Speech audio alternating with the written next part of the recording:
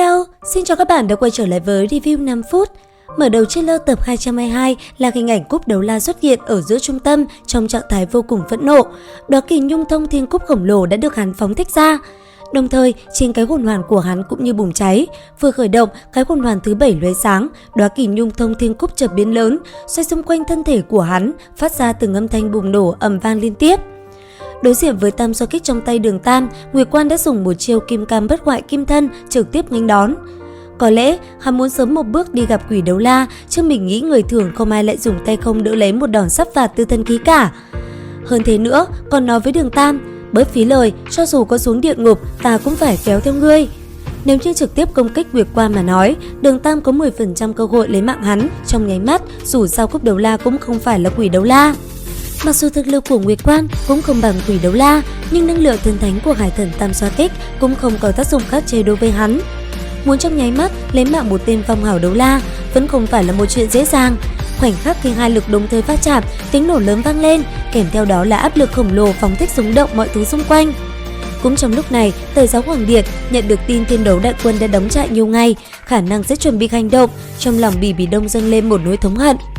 Tình hình hiện tại đã như dầu sôi lửa bỏng, nếu nàng có không chịu đối đầu chính diện, e rằng cơ hội thắng lại càng mong manh. Tại khu chứa kho lương thực, mặc dù Đường Tam đã nhanh chóng đến nơi, nhưng đáng tiếc một phần nhỏ thức ăn đã bị đám người cúp đấu la phái tới phá hủy. Lại nói đến sau khi hai lực va chạm, Nguyệt Quan cảm giác được nội tạng mình phảng phất, giống như là bị nghiền nát vậy. Cả thân người hắn cùng với vóc hồn kỳ nhung thông thiên cúp giống như đánh vào một bức tường bằng thép không thể vượt qua. Vóc hồn kỳ nhung thông thiên cúp không ngừng phát ra tiếng nghiền nát, thân thể Nguyệt Quan nháy mắt cũng bị va đập mà bay trở về. Chớp mắt sao bay đầy trời, máu tươi không ngừng tuôn ra từ miệng, mũi, thân thể lúc này cũng không cảm giác đau đớn mà toàn bộ thân thể đã thành không còn cảm giác gì. Cho dù là kiếm đấu la 97 cấp hồn lực hay là Bỉ Đông 99 cấp, một khi trực tiếp ngạnh kháng với Hải Thần Tam xoa kích cũng không thể vượt qua được nó.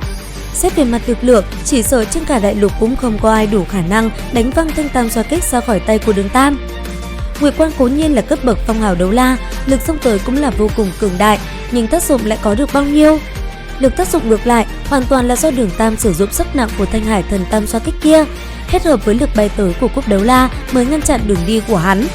Cũng như vậy, bằng vào lực lượng thuần túy này, đánh cho hắn phải bay ngược trở lại, không chỉ phá vỡ đóa kỳ nhung thông thiên cúp của hắn, cũng đồng thời phá vỡ luôn lá gan của hắn. Mắt thấy không còn đường lui, Nguyệt Quan hét lớn một tiếng. Toàn thân quang mang lại phát sáng, kỳ nhung thông thiên cúp đã bị nghiền nát lại một lần nữa ngưng tụ lại, trong nháy mắt đã hoàn thành trạng thái vóc hồn chân thân.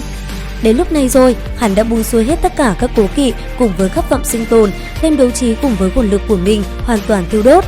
Cả người Nguyệt Quan lúc này nhìn qua cực kỳ dữ tợn, kỳ nhung thông thiên cúp chân thân được hắn bất kể hậu quả điên cuồng dốc hồn lực vào, điên cuồng rung động. Trên người hắn, một cái hồn hoàn cũng sáng lên, động dạng cũng là cái hồn kỵ thứ 9, xếp hàng ở vị trí cuối cùng. Đóa kỳ nhung thông thiên cúp cực kỳ khổng lồ trong không trung đột nhiên ầm ầm nghiền nát, mỗi một cánh hoa cúc vàng rực rỡ vỡ ra, giống như một vầng trăng lưỡi liềm, trong nháy mắt xoay tròn bay lên, tất cả các cánh hoa hợp thành một cái vòi rồng màu vàng kim thật lớn, từ trên trời giáng xuống đánh thẳng về phía Đường Tam. Đường Tam cũng không có sử dụng đến thanh Hải Thần Tam xoa kích của hắn, trực tiếp sử dụng hồn kỵ thứ 9 để đáp trả. Nhưng trong nháy mắt, Nguyệt Quan đã hiểu được, cho dù là sử dụng hồn kỵ đối đầu, chính mình cũng còn rất xa mới có thể là đối thủ của tên thanh niên này.